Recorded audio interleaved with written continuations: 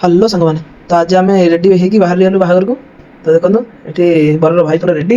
ତ ଆମେ ମନ୍ଦିରରେ ଯାଇ ପହଞ୍ଚିକି ମିଥୁନ ବାବୁଙ୍କ ପାଖରେ ପହଞ୍ଚିଗଲୁ। ଓହ କି ହସ ହସ ତ ପୁରା 1,00,000 ଟଙ୍କା ଆଉ।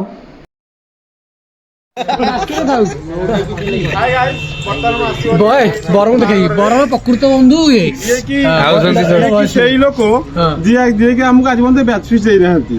ବ୍ୟାଚଲର ଫିସ୍ ଦେଇନାହାନ୍ତି, ଗୋଟେ ଚକୋଲେଟ ବି ଦେଇନାହାନ୍ତି। ଏଇ ଆଇଲେ ଖାଇକି ପଇସା ଉଠେଇ ଲୋକ ଆଇଲେ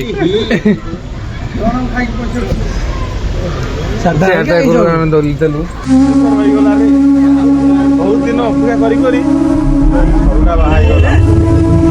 ପୁରାଙ୍ଗାରଟା ଜୀବନରେ ବାହାଘର କିଛି ଅଛି ନା ନାହିଁ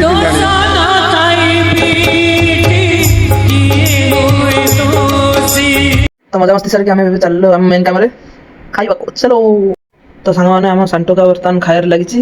ଆଉ ଏଠି କାଳିଆ ଭାଇ ଆମକୁ କହୁଛନ୍ତି ପାମ୍ପଡ଼ ଟିକେ ଖାଇଦିଅ। ଆମ ମିଷ୍ଟର ରଶ୍ମି ବାବୁ ବି ଖାଇଛନ୍ତି, ଏପଟେ ବୁଲା ସାଙ୍ଗ ବି ଖାଉଛନ୍ତି। ଆଉ ଏଠି ଭାଇମାନେ ସବୁ ତ ଖାଇବା ଲାଗିଛନ୍ତି। ମିଥୁନ ବାବୁ ଖାଇବା ନ ଦେଖେ ପୁରା ଭୁଲିଗଲେଣି। ହ୍ୟାଲୋ ଗାଇସ୍, ଏପଟେ ଦେଖନ୍ତୁ ବାହାଘର ଚାଲିଛି। ଆଉ ଏପଟେ ସମସ୍ତେ ଖାଇବାରେ ପୁରା ବ୍ୟସ୍ତ ଅଛନ୍ତି। ଆଉ ଏପଟେ 2 ଜଣ ନୁଚେଇ ନୁଚେଇ ଖାଇବାରେ ପୁରା ବିଜି ହେଇଯାଇଛନ୍ତି।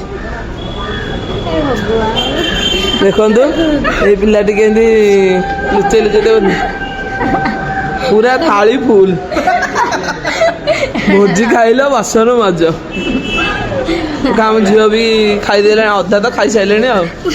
ଥାଳି ଫୁଲ କିନ୍ତୁ ଆମ ଚୁଞ୍ଚେଇ ନାନୀଙ୍କ ଥାଳି ଫୁଲ।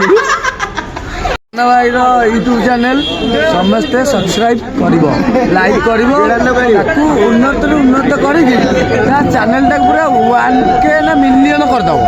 ଏବେ କଉଡ଼ି ଖେଳ ଚାଲିଛି, ବାହାଘର ଶେଷ, ଆମେ ଚାଲୁ ଘରକୁ।